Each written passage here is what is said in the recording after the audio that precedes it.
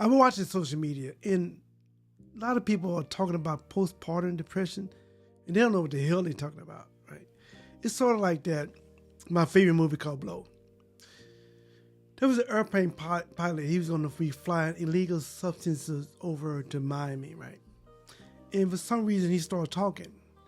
And the bad guy looked at him and was like, why are you talking?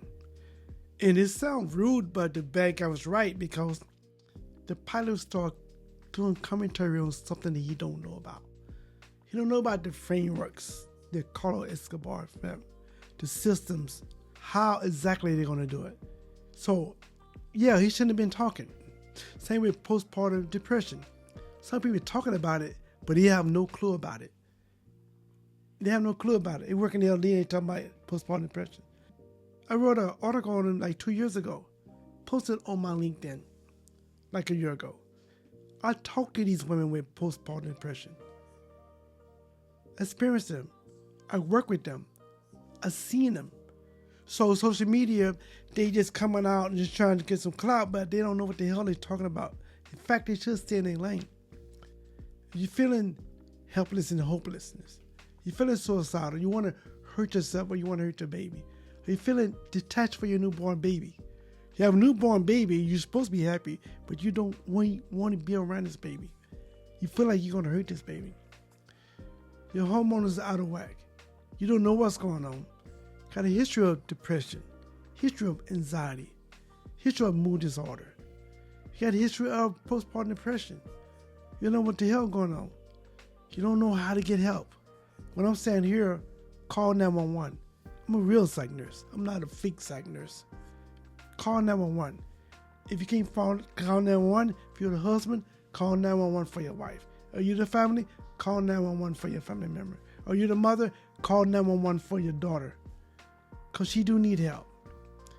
But I'm pissed off because 98% or 99% of people with postpartum depression, they don't do the unthinkable.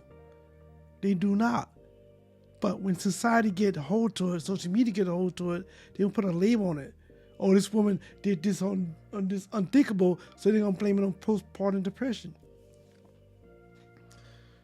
We all know that if a woman do something to her kids, there is something mentally wrong.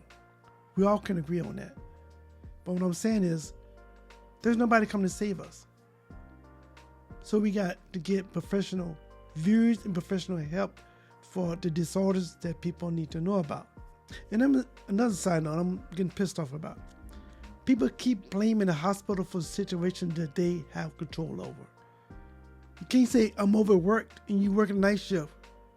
I love the night shift. I'm a night owl. I love being up at night. I love night shift. And I once worked 17 hours straight because I was chasing the money.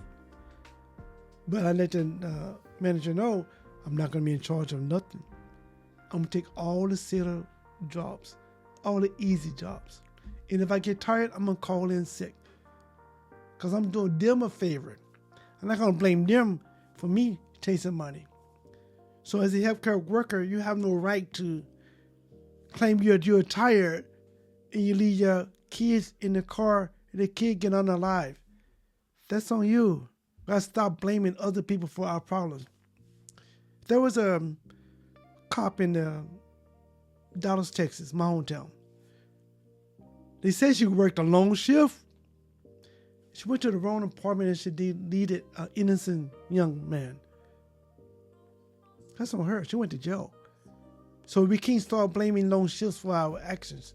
If we work long shifts, we have to start taking off, calling in, using PTO.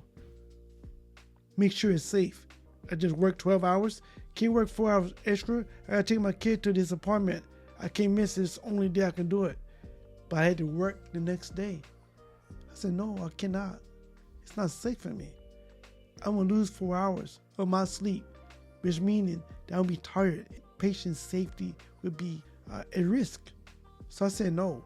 So we got to start saying no. So I can't blame her or the hospital, Santa Claus or the man in the moon and all this stuff for my behavior. I have to say no and make sure my patient is safe and I am safe. Because nobody come to save me, right? And lastly, if you're a mental health patient, You have to get help if you feeling like you need to get help.